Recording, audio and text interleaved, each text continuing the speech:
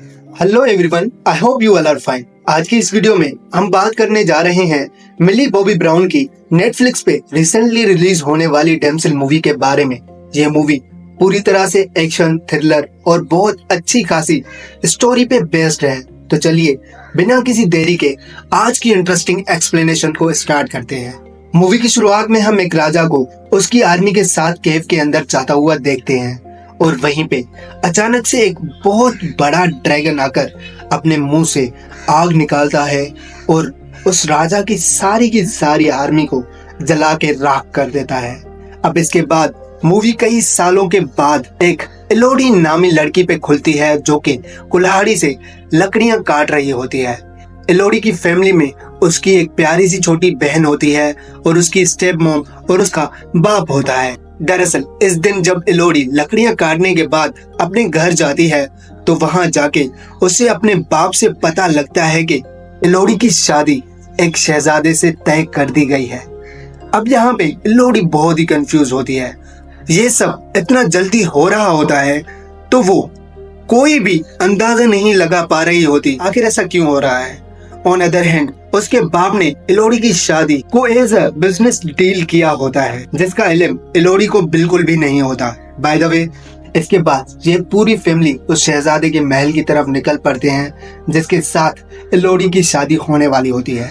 जब ये लोग वहां पहुंच जाते हैं तो इतना बड़ा महल देख के और इतना लग्जरी लाइफस्टाइल देख के ये लोग हक्के बक्के रह जाते हैं। एलोडी और उसकी छोटी बहन इस आलीशान महल और शानो शौकत से बहुत ज्यादा इम्प्रेस हो जाते हैं। वहीं दूसरी तरफ एलोडी की सौतेली माँ अपने समधन यानी महारानी से अपनी खुशी का इजहार कर रही होती है। तभी वहीं वो महारानी एलोडी की माँ को खरी खरी सुनाते हुए कहती है कि ये शादी एक बिजनेस डील है, इतना खुश होने की कोई जरूरत नहीं है। एलोडी की माँ ये राज सुन के परेशान हो जाती है।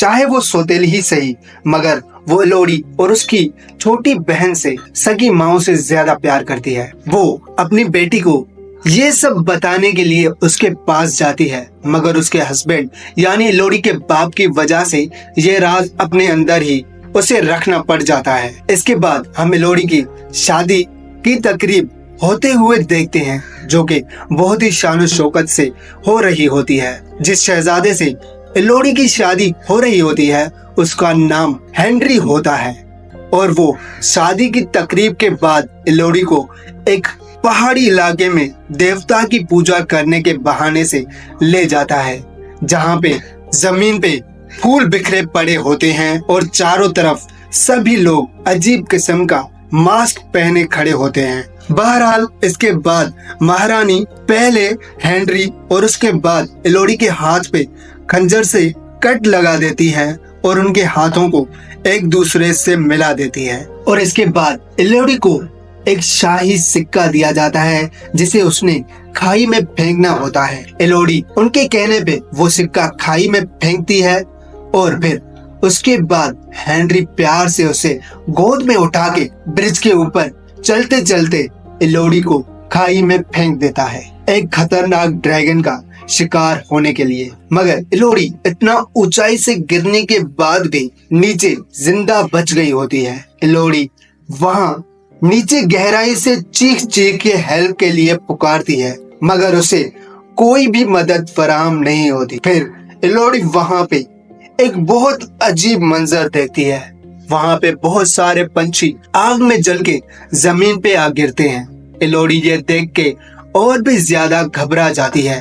तभी वहीं पे एलोडी के आगे एक बहुत बड़ा आग उगलता हुआ ड्रैगन आ जाता है। एलोडी जैसे तैसे करके उससे बच निकलती है मगर इस दौरान उस ड्रैगन के मुंह से निकलने वाली आग से एलोडी बुरी तरह से घायल हो चुकी होती है। अब यहाँ पे मूवी में पता लगता है कि आखिर क्यों ये सब हो रहा है। हेनरी ने क्यों एलोडी को इस ड्रैगन के मरने के लिए छोड़ दिया। दरअसल मूवी की शुरुआत में हमने जिस राजा को देखा था उसने इस ड्रैगन के 3 बच्चों को मारा था जिस वजह से ये ड्रैगन उस वक्त उस राजा की पूरी सल्तनत बिगाड़ने के लिए तैयार हो गया था और उसने उसके आधे से ज्यादा सिपाहियों को जला के राख कर दिया था। तभी वो राजा अपने घुटनों पे बैठ के इसके आगे झुक गया था और इससे यह मुआहदा कर लिया था कि वो हर साल अपनी 3 औलादें इसकी भेंट चाढ़ेगा। और ड्रैगन ये बात सुन के इसके साथ उस मुआहदे पे राजी हो गया। और ड्रैगन ने इसे कहा, जब भी तुमसे ये वादा पूरा ना हो सकेगा तो मैं तुम्हारी सल्तनत को खत्म कर दूंगा। अब राजा भी बहुत होशियार था, वो अपने बच्चों को तो इसकी भेंट दे सकता था, तो वो क्या करता था कि दूर दराज की लड़कियों को लाकर उनको अपना शाही खून बनाकर उनकी बलि चढ़वाता रहता है। और आज लोहड़ी भी उसी बलि का बकरा बन चुकी होती है। अब आते हैं लोहड़ी की तरफ। प्रेजेंट टाइम में लोहड़ी को वहाँ पे एक चाकू मिलता है जिसकी मदद से वो अपनी ड्रेस फाड़ के उससे अपने जख्म को बांध लेती है। लोहड़ी उस केव में से बाहर निकलने के तरीके ढूंढ रही होती है। तभी लोहड़ी को वहाँ पे एक ब्लू किस्म के कीड़े मिलते हैं जिनको लोहड़ी अंधेरे में लाइट की जगह यूज करती है और वो कीड़े बड़े से बड़े जख्म को चुटकियों में ठीक कर देते हैं। लोहड़ी उन्हीं की मदद से अपने जख्म भी ठीक कर लेती है। लोहड़ी इस टाइम तक बहुत थक चुकी होती है और उसे बहुत सख्त प्यास भी लग रही होती है। वहाँ से पानी पी रही होती है। तभी वो ड्रैगन दोबारा से उस पे अटैक कर देता है। लोहड़ी ड्रैगन से बच के एक सुरंग में चली जाती है जहाँ पे उसे उन सारी लड़कियों के नाम मिलते हैं जिनको यहाँ नीचे फेंका गया था। और वहीं उन लड़कियों के द्वारा एक नक्शा भी बना हुआ होता है जिसकी मदद से लोहड़ी वहाँ से निकलने की कोशिश करती है। बहुत खतरनाक रास्ता तय करने के बाद लोहड़ी उस केव से बाहर का नजारा जब देखती है तो वो बहुत ऊंचाई पे खुद को खड़ा हुआ पाती है। लेकिन वहीं दोबारा से वो ड्रैगन आ जाता है और लोहड़ी पे हमला करता है। मगर वहाँ पर एक इंसान की आवाज पे उस ड्रैगन का फोकस लोहड़ी से हटकर उस इंसान पे जाता है। दरअसल वो इंसान कोई और नहीं बल्कि लोहड़ी का बाप होता है जो लोहड़ी को बचाने के लिए वहाँ पर पहुंच चुका होता है। ड्रैगन लोहड़ी के बाप और उसके साथियों को बड़ी बेदर्दी से मार देता है और लोहड़ी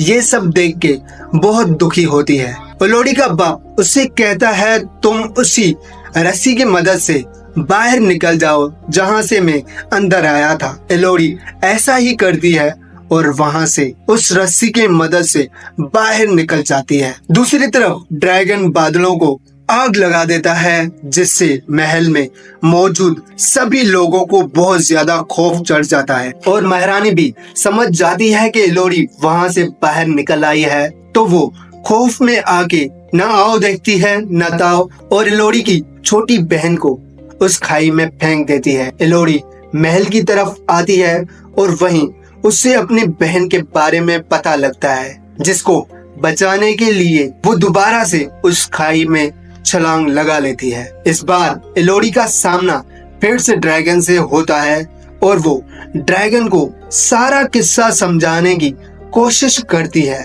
और उसको कहती है, वो लोग तुम्हें बेवकूफ बना रहे हैं। आज तक तुमने जितने भी लोगों को मारा है वो सभी आम लोग थे, ना कि शाही खून।